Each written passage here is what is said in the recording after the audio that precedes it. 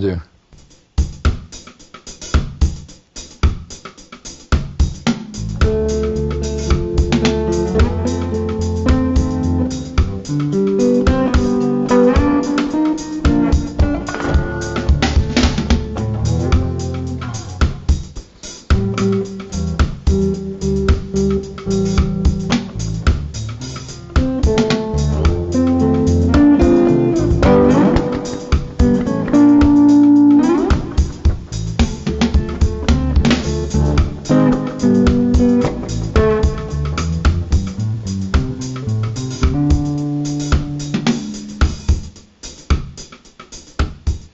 Okay, this is episode 3 of season 3 of Harvesting Infinity. And we're doing an experiment. This is being both a TV show and a radio show at the same time with 2 new people behind the cameras. So we're like making the whole thing up, which is the way life works. I mean, just look at Washington, D.C. They're making it all up. So here's what's happening. This section is called When Technology Lets Communities Speak. So we are in a community TV station right now, which by definition is kind of hyper-local. The things that it does is all about what's happening locally. Kind of folksy, like hometown stuff. But when you start to throw the internet in, you get more juice.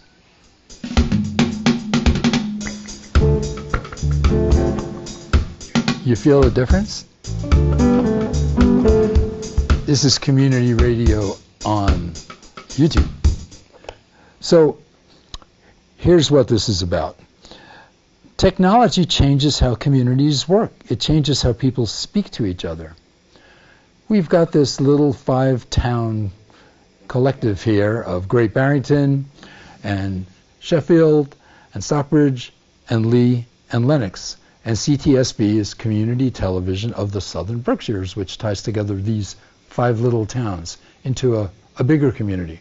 But it's still hyper-local, like we're not generally talking about international affairs here too much. But even though we're recording locally and we're broadcasting locally, and we have a new antenna for our radio station on this building, just about plugged in, because we're on the internet as well, we could send the signal everywhere. So we have this combination of sort of the intimacy of hyper-local stuff with the broad reach of transcending geography by being able to be on the internet. And what that means is that the definition of a community begins to change from something that's just local, even though all of us in the building are kind of local, but the audience is not local. Who knows where it is? In fact, I live in New York State and we're in Massachusetts, and this transmitter doesn't have a powerful enough signal to get to New York State. But it doesn't matter because I can get it on the internet. So we're sort of transcending geography, and when communities transcend geography, they can be more about shared interests and what they care about instead of about where they happen to live. And that's a really big deal. So this particular column, which came out this morning in the Berkshire Edge, every Monday morning I have a column called Tech and Innovation on the Berkshire Edge, which is the local equivalent of a newspaper, except that it's digital. And the one that came out this morning was called When Technology Lets Communities Speak. So I don't have to actually invent totally new stuff because I already wrote it and it already got published. But what this column is doing, it's tracing how technology from radio to the internet and AI has expanded how communities communicate. And this particular day is auspicious because we have a brand new radio station that hasn't made any programs yet. So, hey, why not use this as the first program? You got to start somewhere, right? And nobody is ever prepared for these things, but we're ready. Okay, there's a big difference between being ready and being prepared. When the curtain goes up, the show goes on. If you're ready, you go out and you do it. Could you be better prepared? Always, always. Does anybody think that they're practiced enough? Does anybody think that they know what's going to go on before it goes on? Nah. But you could be ready anyway. You could be ready even though you're not prepared. A little bit of free philosophy mixed in with a little bit of technology.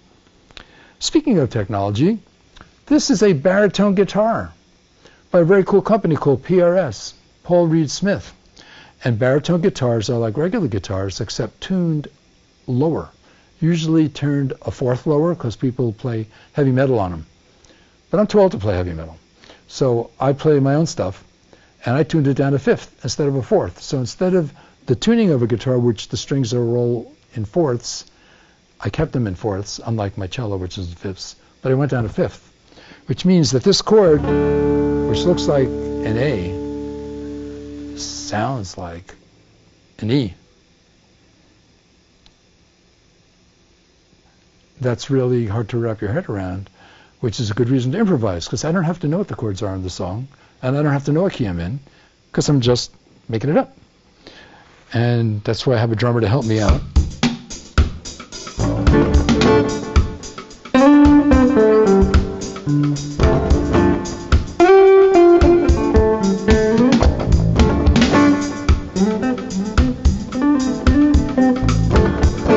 I have no idea what key that's in. And I don't care because I'm making it up. And this drummer here has no ears. It doesn't know what I'm doing at all. This drummer is the master clock. I'm following the drummer. It's not following me. I have ears. It doesn't. So I have to follow it. But it takes the heat off me of having to continue to play a beat because the drummer's got the beat. So how cool is that? So there's going to be another segment coming up in about 10 seconds, and I don't feel the need to say anything else, so instead I'm going to play.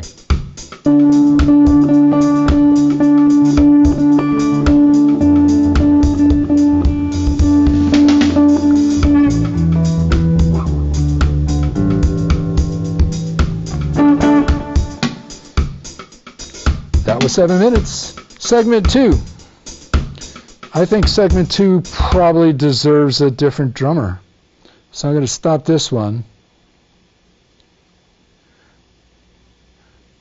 This was a drummer that was at 110 beats per minute, made from an app called Lumbeat, because this guy decided to make a drummer that never repeated. It does repeat. It's 128 measures long, but nobody could remember a loop that's 128 measures long. It's like 10 minutes. So I could with impunity say this is a drummer that doesn't repeat itself, and then it's like me playing along with a drummer who didn't remember to reset the timer at 7 minutes, and this drummer just does its thing, and I'm going to pick a different one. That was 110, so I'm going to go slow. Okay, this one, this drummer is 70.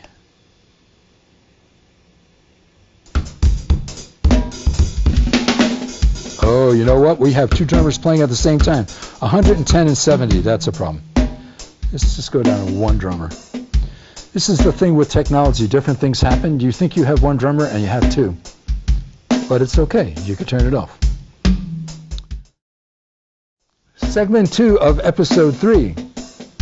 And this one is called A New Voice Joins the Conversation. This is about what I mentioned in the last segment about broadcast media expanding the boundaries of local experience by connecting isolated communities to broader culture. So let me give you an example of that, but first I have to play something. Okay, I'm going to play something that in my head is 6/8 timing, but this is 4/4 timing, so I don't know what's going to happen.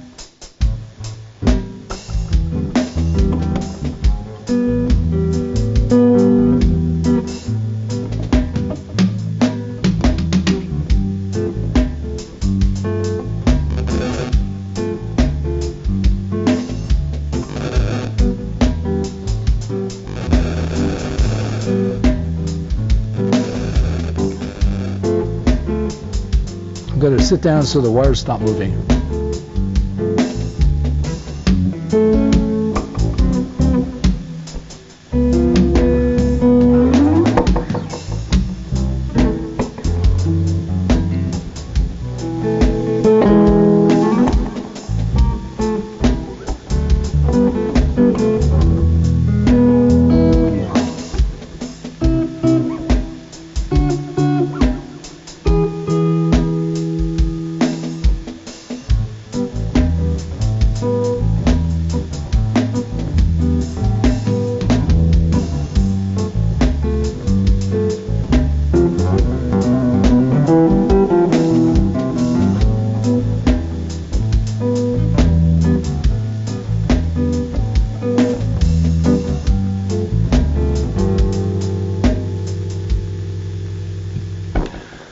that was an experiment.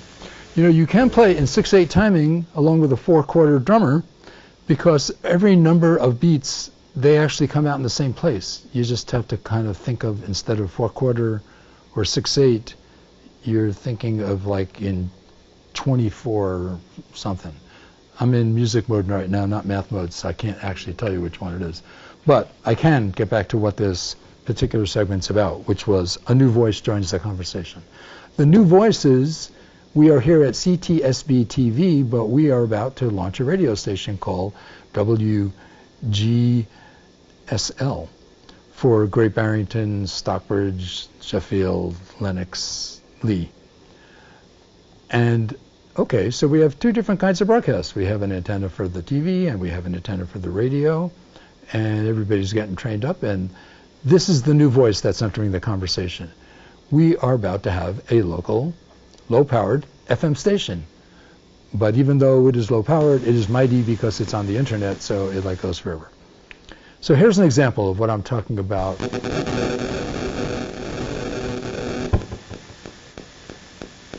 Well, I could hit mute somewhere. I just need to remember to unmute it when I try to play again.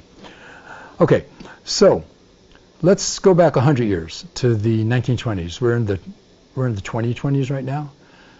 100 years ago, radio was like new. It just started, and it took off really, really fast.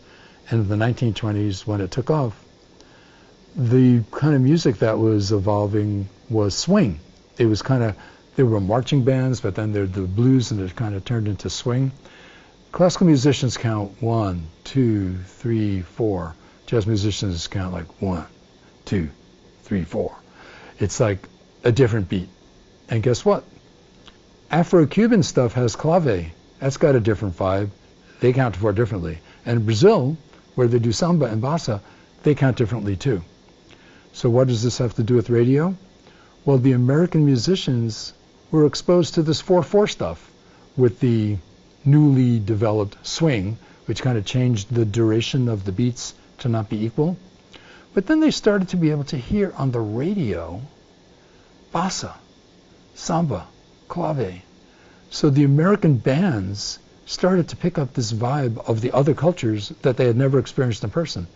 The local American musicians had not seen a samba band. There weren't any samba bands here in 1920. But the radio brought into their lives a completely different cultural influence. And what that did is it allowed musicians to expand like their footprint in terms of culture. That was in 1920. This is 2020.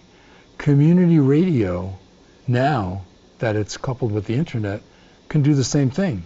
It can expose hyperlocal events to people all over the world. And this is with humbucking pickups. If I had single coil pickups, it would be a lot noisier. That's why I use humbuckers, but they don't buck all of the hum, because that wasn't hum, that was static. But that's another story. So this new voice that's entering our local community is radio coupled with internet. That is a very cool thing.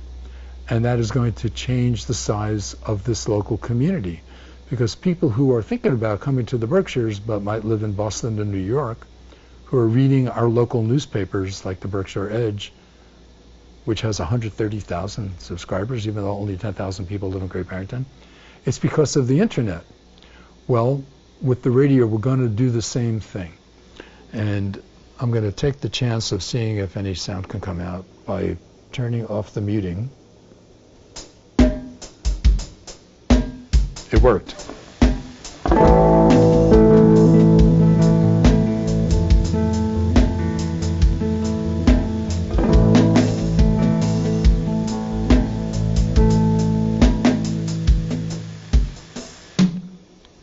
And that was segment 2. And we got 2 more. Okay. The timer's timing, so I'm talking. But we need a new beat. And by the way, I chose to make them all reggae, and in other times in this show, I have done much worse than having 4 different beats of reggae. I have had 4 different styles. I've basically gone from rock to pop to country. Hardly ever do country. But we tried 70 beats per minute. We tried 110 beats per minute. Do we want to go slower or faster? I'll say faster. Faster. 135 beats per minute, because I just found out something I could do with it.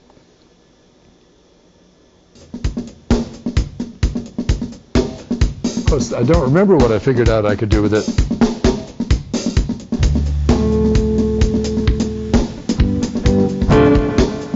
So I'll do something different.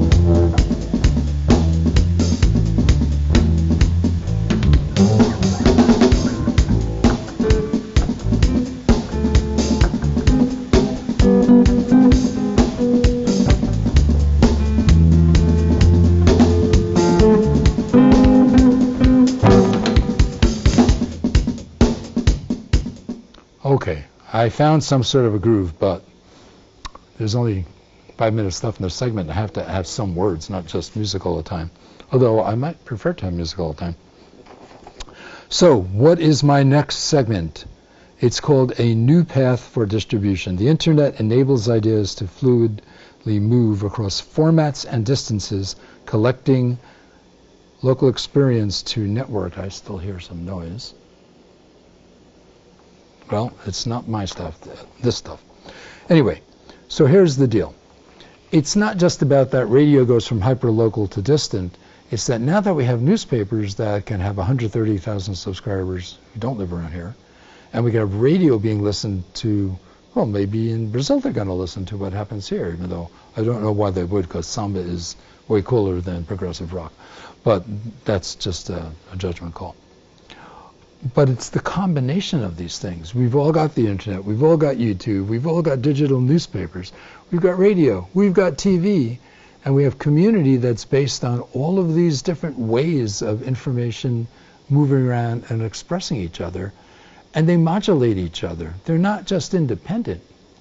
If I'm out in the universe walking around like most creative artists, and the universe impinges upon me, the news, the weather, something, so I feel the need to emit something in response to what has impinged upon me.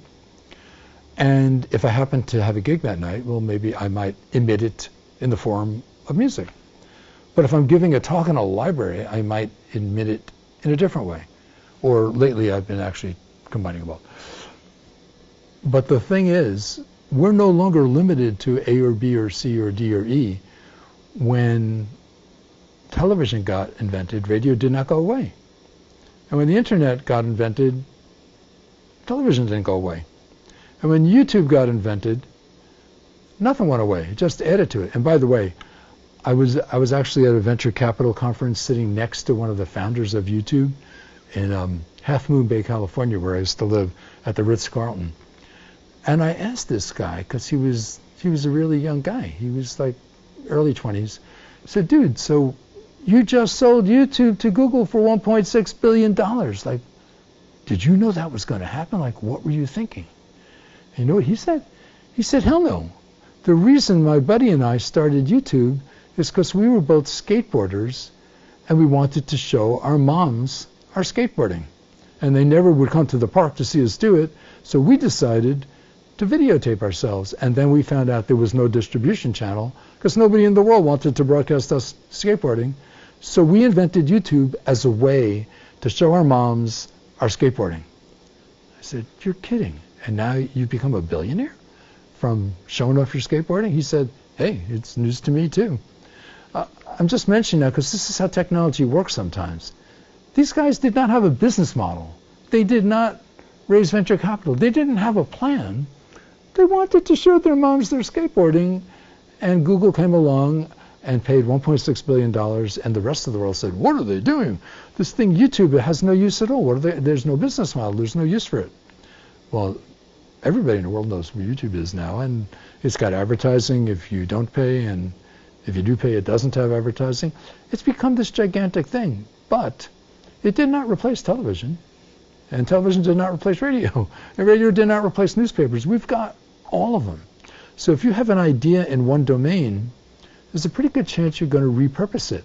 For example, I wrote a column, which came out in the Berkshire Edge this morning, and instead of me making up a completely different show today, which I have done all the prior times, I thought, well, what if I just ask an AI to make a summary of my column, which is 1,000 words and has 4 images. So could you give me like a 200-word summary of my column, and then extract a few bullets so that I could riff on the bullets in the segments? How cool is that? You write a column because you feel like writing a column. And by the way, it's a multimedia column because I always include music with my columns, and AI artwork with very sophisticated prompting on my part, I might say. The thing is, you repurpose it. The ideas that showed up in the column now show up in the TV show, which is being repurposed as a radio show. And I'm doing a salon in Sheffield the last Sunday night of every month, which is basically a creative outliers thing. We have writers and photographers and artists and musicians. And in fact, one of them is going to be interviewed this second half of the show. So that is segment number 3. And I have one more beat that I didn't play yet.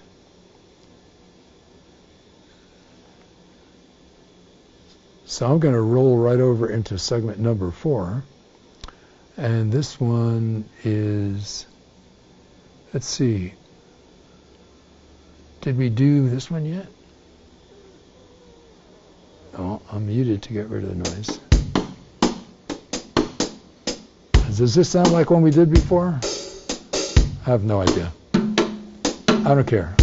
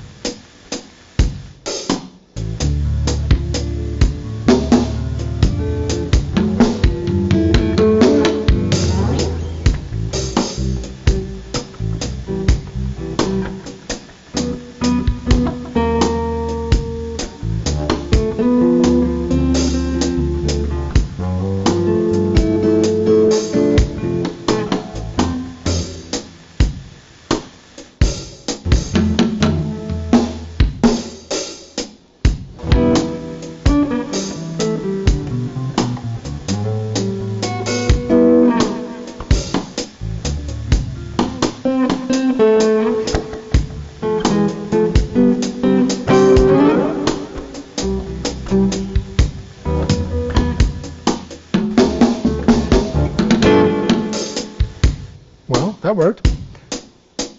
But now it's time for the 4th segment. Maybe I'll leave the drums on anyway. We can try that out. Okay, this 4th segment is called A New Power, Style Scaffolding. And the rest of it is how to layer music, writing, conversation, and visual media into a single interconnected experience. Hey, that's what I was talking about last time, that one rolls into the other. So I'm calling this stylistic scaffolding. And here's my hypothesis, that by stylistic scaffolding, I'm claiming that this is a temporal, rhythmic scaffolding underlying a beat on talking. Yeah. It's a scaffolding. You know, when you build a house, there's a scaffold and then they put the walls up. When you make a song, what do you start with? Do you start with the melody? Do you start with the chord changes? Do you start with the bass line? I think a lot of the time you start with the beat.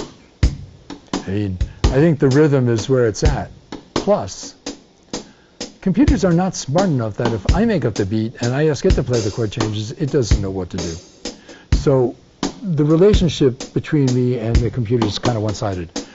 I have to listen to what it's doing and then do something else. And by having this rhythmic scaffolding, I could do a million different things. I could play 100 different songs with the same beat underneath it. Kind of gets into your head. And so that's what I mean by scaffolding. So here's a really crazy thing that you will have heard here first. There is not only a rhythmic scaffolding underneath my talking, my playing. You can't help but wanting to know where one is.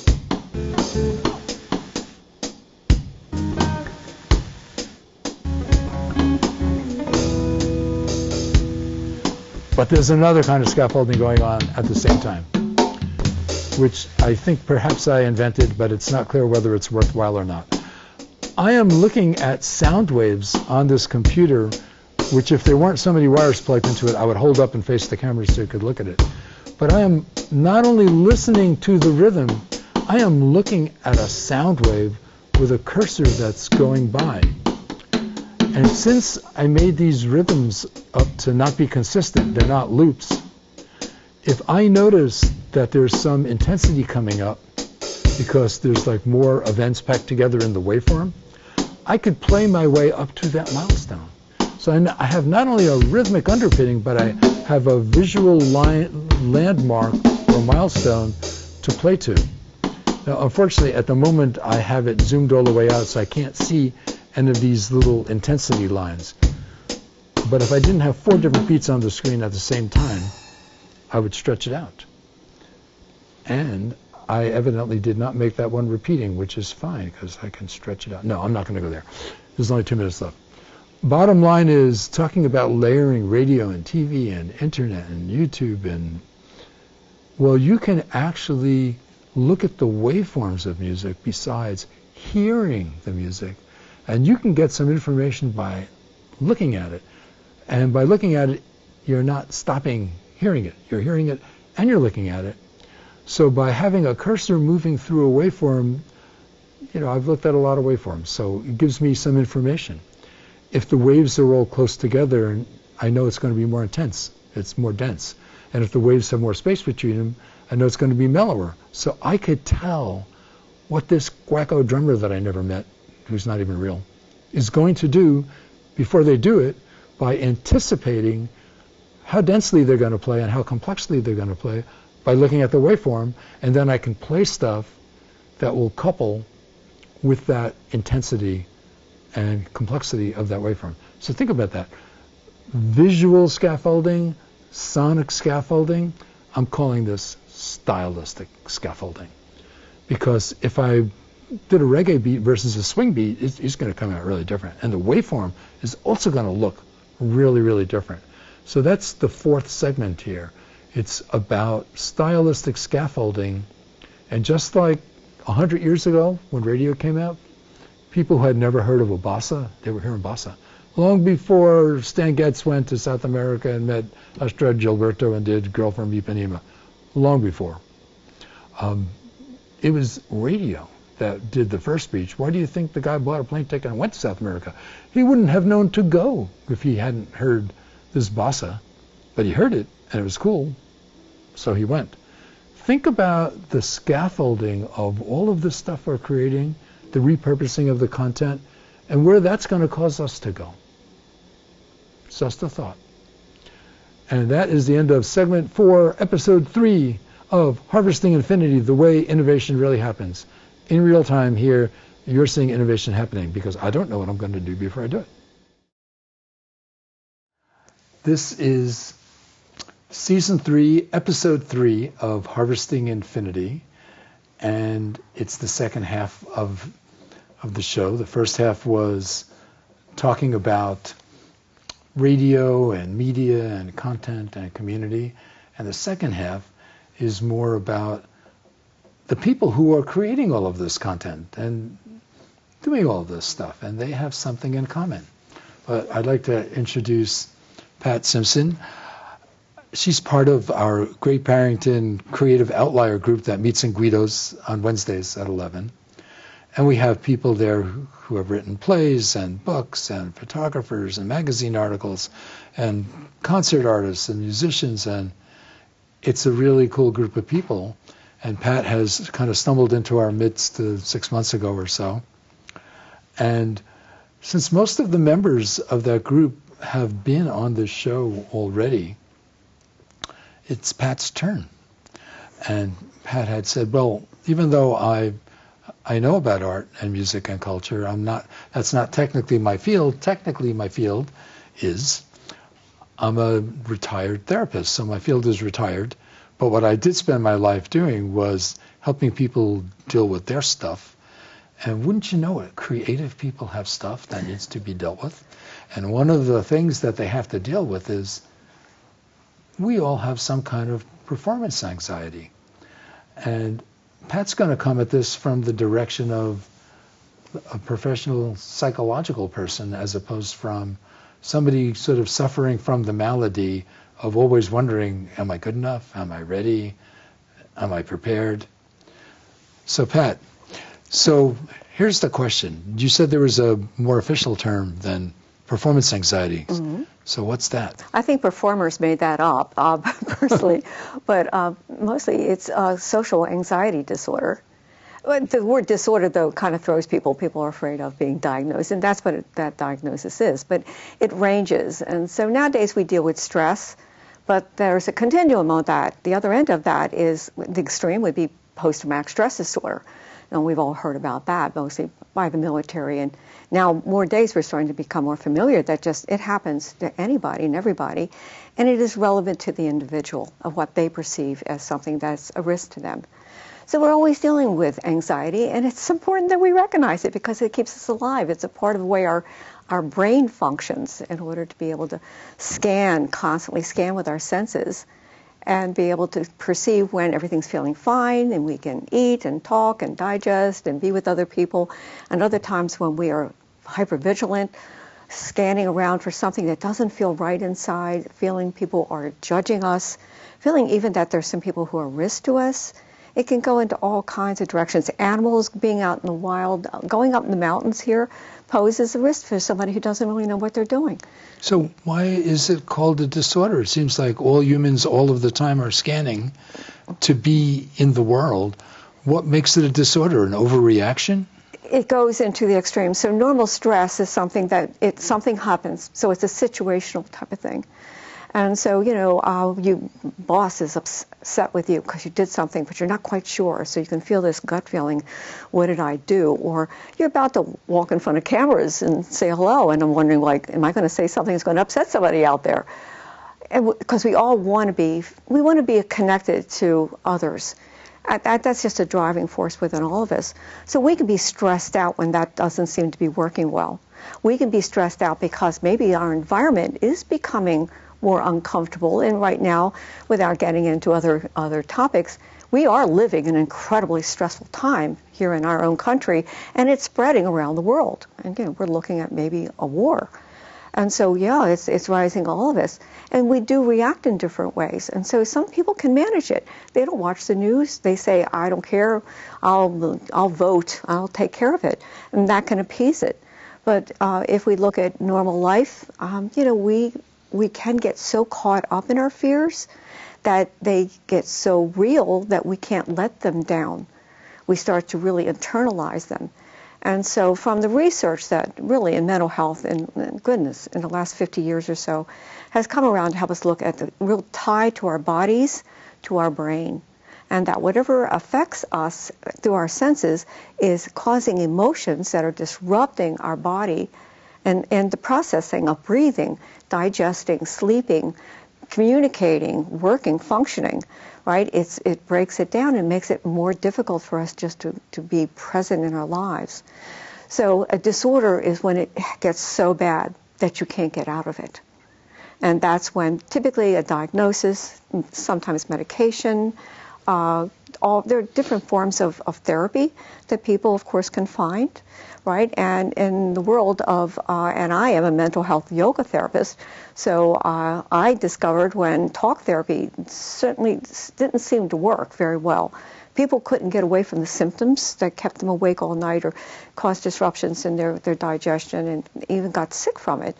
Then I started to understand, practicing some yoga, that you could calm down and that you could think better. So I went on the course of becoming a yoga therapist, and there's a certification for that in this country now. And I connected it to mental health, and that's how I practice now. I always talk to anybody who comes to me about how their body operates, their autonomic nervous system, what that's all about. Without anxiety, you don't last 30 seconds in this world.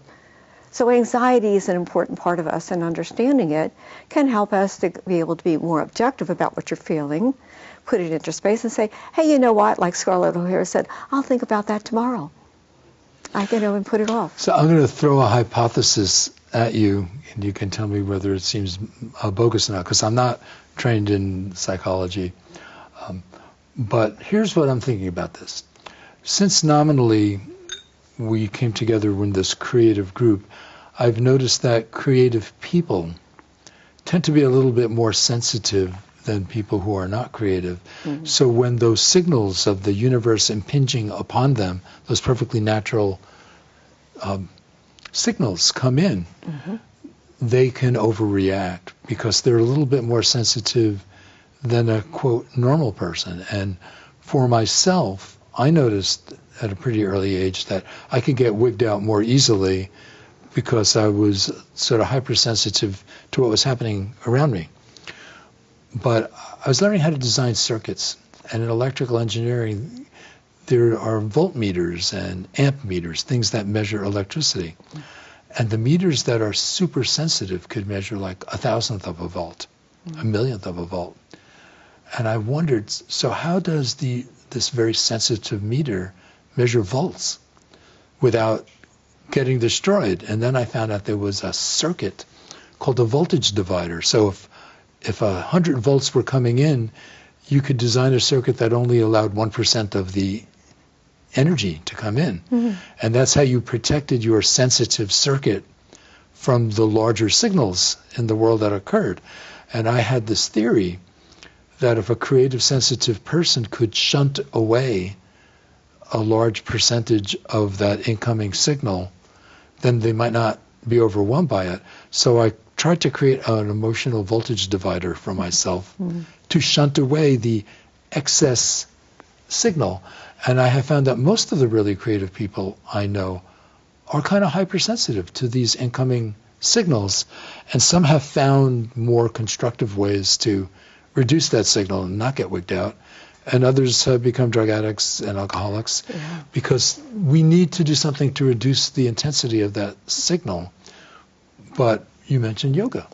That's a fabulous way to do it. So what do you think about this hypothesis? I think yoga is a mechanism that could perhaps be shunting away some of this excess signal. And it is, as you start to understand what people do to try to protect themselves. And I mean, when we get into energy, right, and we have sight, sound, smell, taste, touch, the five senses that are normal, but there's always been the sixth sense that's kind of talked about, but people kind of look at it, and I think it happened maybe back when they were burning witches, that anybody who was too sensitive could get in serious trouble.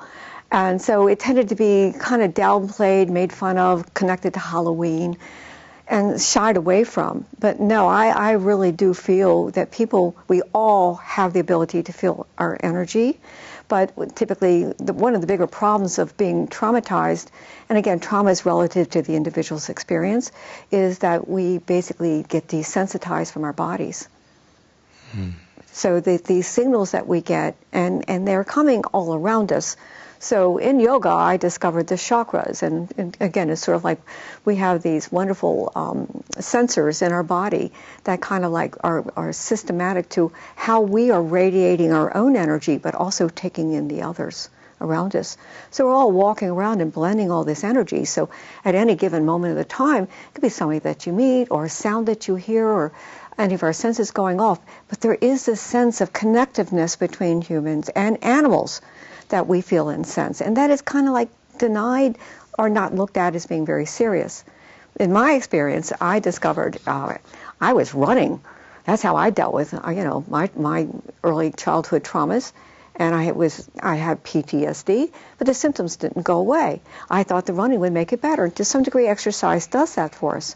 But it was when I so accidentally backed in a kiosk of yoga equipment looking for a new pair of running shoes and found a video that talked about yoga. So I went and tried it, and it did. It reduced the symptoms of anxiety.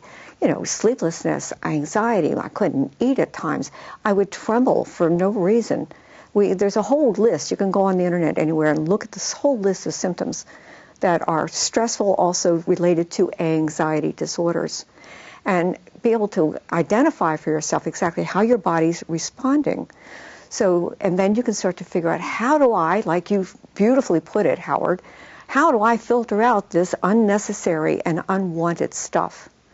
So we do now, from good research, Bessel van der Kolk, who wrote an incredible book called The Body Keeps the Score, we started to understand how we're feeling this energy and the simple concept. And he gave an image of, you're in a park and all of a sudden you see this dog off in the distance and the dog starts running at you. Well, first it's, oh, it's a nice dog. Second of all, wait a minute, that dog's coming at me awfully fast. Or wait a minute, its teeth are bared, its tail is not wagging. When do I freeze, run, basically, and avoid, fight, and the fourth one is pass out. So panic attacks are all those higher things. So what you're really touching on, right, and we all kind of internally want to find our best health. We're driven towards it. And so it's open yourselves up. So yoga seems to have that ingredient that we now know from good research, NIH, really showing that yoga is not perfect for everything, but when it comes to anxiety, it really does seem to help us, because the basic breathing, what we all do all the time, is the simplest skill to learn. You practice it, your body calms, and then the creativity comes out. Then you can think and be in your world and have some sense of control over it. So I knew we weren't going to have any trouble talking, because you have just bridged several thousand years ago the wisdom literature and contemporary parasympathetic psychological systems in the last few paragraphs. So human beings have been wrestling with these issues for thousands of years. Mm. And when you talked about the chakras, they come from Indian tradition, and they had a word prana, and the Chinese had chi and the ki. And the Jews have a word called ruach, which means the same thing. Mm-hmm. And the Greeks and Romans had two words, anima and pneuma. Mm-hmm. So the wisdom literature has been wrestling with this for thousands of years, because it's part of who we are. And this fight or flight situation that you described has to do with which nervous system's kicking in, the parasympathetic or the sympathetic. So yeah. You've just transcended like the whole psychological history of humanity, several thousand years in a few paragraphs. And lots of good teachers and lots of good instructors. But I worked in Maryland around the 3 military bases, and so just as a local psychotherapist. And a lot of the people who came into my office were working in the military, either presently or they were veterans. And the scars and the pain and the suffering that came on, I ended up working with the military, basically took a whole course on how to work with the military so that I could understand that. From that knowledge is where I really started to recognize that the rest of our lives are affected as well, whether it's secondary because you're married to somebody who's in the military, or you have a child in the military, but people suffer with, and it's not all trauma. Again, trauma is relevant. So it could be just, not the happiest childhood, something that leaves one feeling like there's something missing within inside of ourselves. So the connection is, how do I feel really positive about myself? Because I think we live in a society that tends to want to put us all down, keep us in our place. And so being creative, and you being, incredible at the level you do, meeting the people in this wonderful group just helped me to expand and to be able to talk about it more, to be able to voice it. And I think that that's what would when you go to a therapist or you go to a counselor, I now call myself a consultant or a yoga therapist, because there are laws about who indeed can use these wonderful certifications and things like that, especially licensure, is that it's good to go to somebody who can not just talk about the stories of the trauma, but to be able to help you to know how to feel your own breath, being in your own presence, feel the goodness of who you are, and you can feel the radiance of who you are. And that's how you meet great people. That's how you meet and connect. So here's the question. You have a lot of experience dealing with a population who is probably not that excited to talk about things like chi or breath. And this group that you're in now, these creative people who are very accepting of those notions, these are two pretty different populations. How did you get the military population to not be freaked out about prana and chi and breath? The one thing that cracked the egg, not specifically for me, right, was that during Obama's administration, he was looking for the alternative source of how to help veterans. I mean, they were outing themselves in incredible numbers. And so he actually he brought some people in and said, I'm going to give you, different places to run a pilot, show us how to use some integrative or alternative sources. And so one of them was a wonderful psychologist by the name of Richard Miller. And he's now my mentor, always proud to say that. And basically, he uses an ancient meditation called Yoga Nidra. And it's common to all yoga. So I got the opportunity to study Akropala with him and learned that. And then I started bringing it into my own practice. And slowly but surely, what I found out was that I could get people calm enough that they didn't have to talk about the horror stories anymore, which was the kind of therapy. Take medication and talk about it until you get used to the idea of this horror. No, they could just put it into the past and live in the present moment. So there's now a whole new movement in mental health called mindfulness. And people like Tara Brach, who's a psychologist, and other Jack Kornfield, and a lot of others are now training people about how to help people to know how to practice pranayama, which is the practice of breathing and feeling alive, because your breath is that thing that gives you life every second. Helps you to anchor back into your body. We dissociate so badly. That's why people go off and do drugs and alcohol and kind of dangerous behaviors and things like that. They're trying to feel alive again. So it's about finding the space where you feel your body alive, your aliveness, your purpose, who you are, who you want to be, how you feel is about it. It takes the mind off of the thinking all the time, because the brain is terrified of what to do because of the status of the risk, even if it's real or not, right? And helps that to calm down. You sleep, you can eat better, your body heals, and then you can talk about what's relevant and important to your feeling alive and find that purpose for yourself. So this is a big balancing act, because you need those incoming signals, but you also have to feel safe. So you can't desensitize yourself so that you feel safe, because then you're not in reality.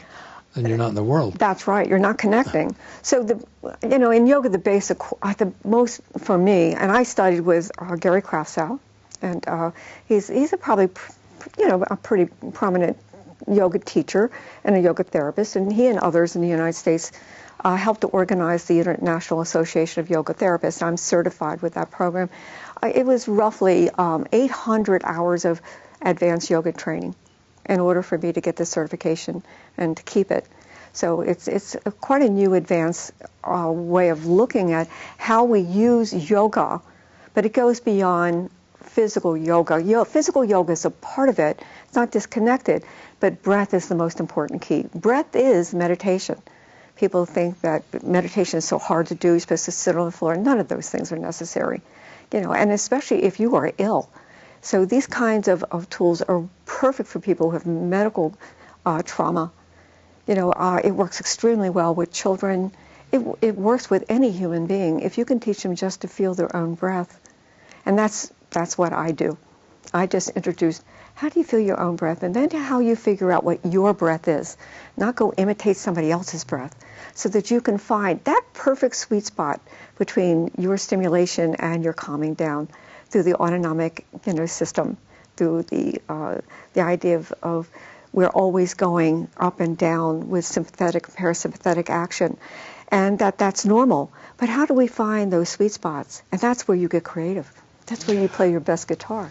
So were you surprised when you joined this Guido's group to find such a preponderance of devotees of these thoughts? Because Beryl and Pamela are both sort of devotees of these kinds of practices and teach to some extent, and Phil. And so one, I've noticed that it seems like the women who were more aware of their energy are outnumbering the men.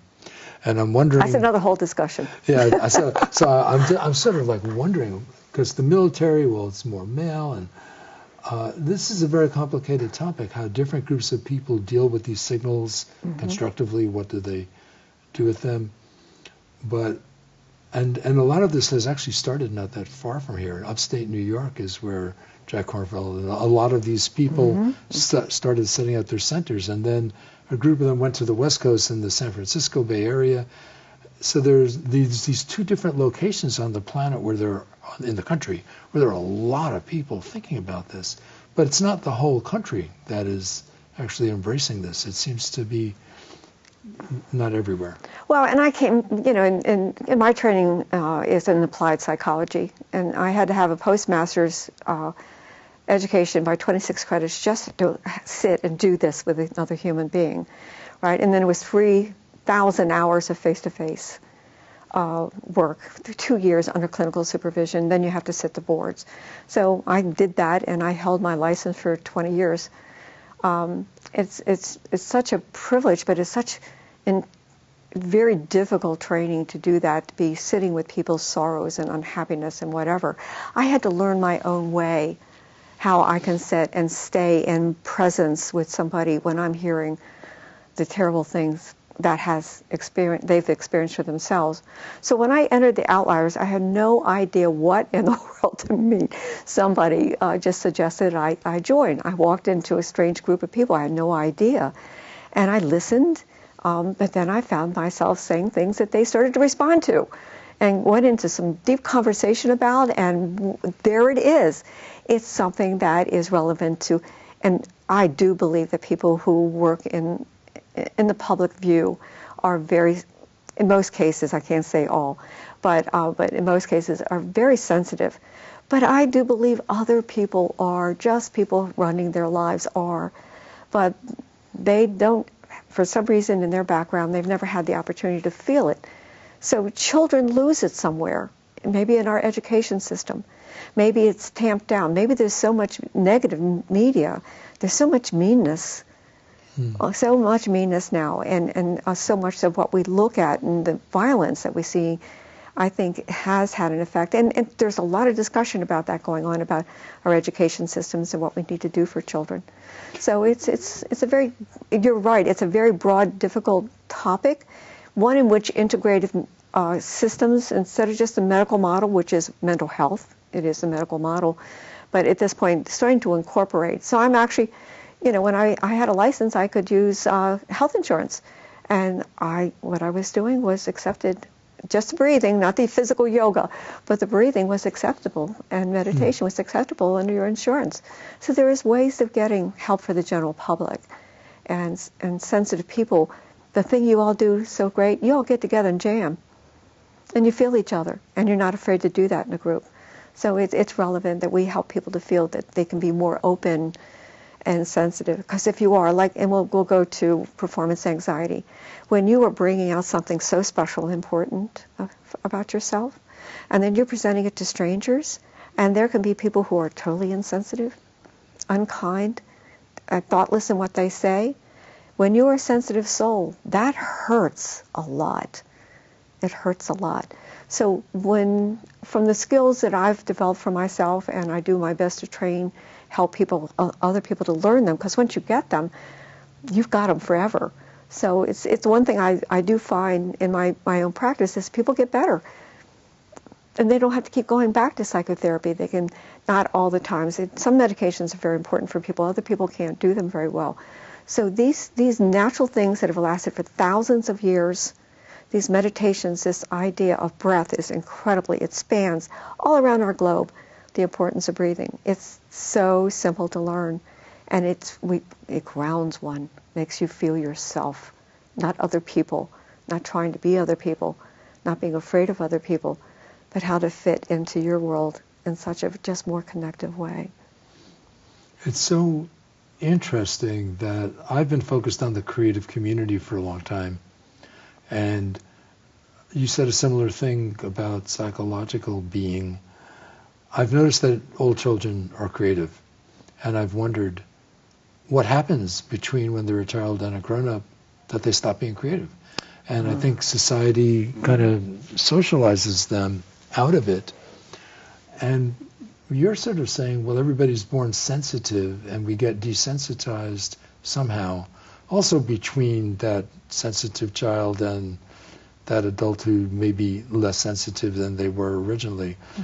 So I'm finding this interesting that we all do have these powers of perception, of creativity, of being balanced, of breathing naturally. But somehow the act of becoming socialized seems to take something away from us. I have to speak to the fact of again, my degree was studying human beings. So we're born with DNA, so, genetics work. They're really important to understand. Then you come into a world, right, where you've got one or two human beings who are supposed to take care of you, not always well trained because they're so distracted by trying to stay alive financially, trying to struggle with their own needs to want to have more but not able to get it. Those kinds of things down at the lower level of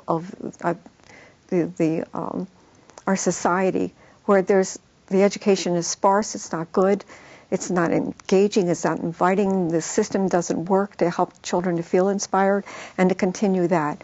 Or there's no money to pay for you to go in that direction, to become a musician. You've got to go work in a factory.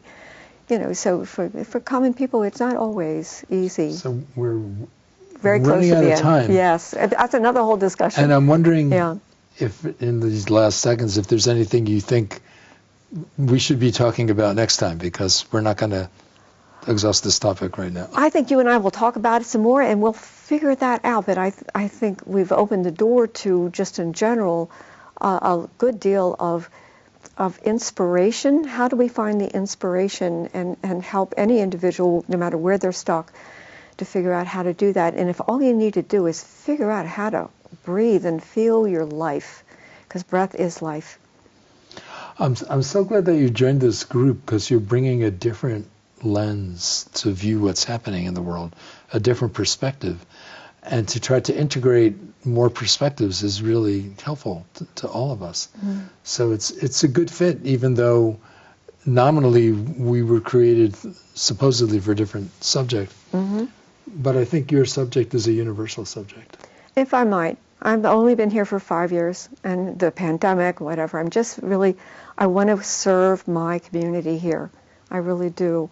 So I am now a consultant or a coach or whatever, and I'm available in the community, and I do have, I serve people through a portal so that you don't have to leave your home, and it works really well. And so I'm offering myself to my community. Just come and talk to me about maybe what I can share with you and what I know. And I've given Shane, our creative director, directions about where to find your website. Oh, thank you. So that he could include it in this interview. You could show it on the screen. That's fine. There's a telephone number. You get me immediately when you call. So you're on the salon website. Yes. And I gave him that link, saying that there's a link there to your practice. Oh, thank you. That's so kind of you. Thank you. So, it's not easy to come into this. There's a wealth of therapy here. There's a wealth of yoga here. So, but what I do is just really doesn't quite, at this point, it sort of transitions both. It's a little different. Not all therapists are equal, and you're very centered and grounded. So, a lot of the therapists I know and I'm close with are still trying to figure out how to be in the world. I think you have figured out how to be in the world. And I'm feeling compelled to just be truthfully who I am. I have listened to, and I have in my own life, we all, like I said, individually, we're all challenged with experiences that we have that helped us shape and develop. But I have listened to things that people do not ever want to hear. I've worked for courts as a custody evaluator. I have worked in child abuse. I specialized. My whole career was always focused on child abuse, but also the parents and the suffering that happened to them, and how this is generational, and how do we break that? So there's nothing anybody could tell me that would shock me. Just shortly, I had the opportunity working for the Catholic Church in Baltimore, and I ran a child sexual abuse prevention education program during the time that all the information about the pedophilia came out. And so there's nothing I haven't seen. It's amazing. Well, you figured out how to navigate the waters, but most of the world hasn't. Well, I'm still doing it too, so thank you for that. So this is as good a time as any to stop, but as in all of these prior interviews, they go on. And this will go on too. So this is, again, Harvesting Infinity, How Innovation Really Happens, Episode 3, Season 3. And this is Pat Simpson, who I'm very pleased to have met a few months ago, and has very rapidly become a friend to our whole community. Thank you, Howard. So, thank you thanks. so much. Okay. Mm-hmm.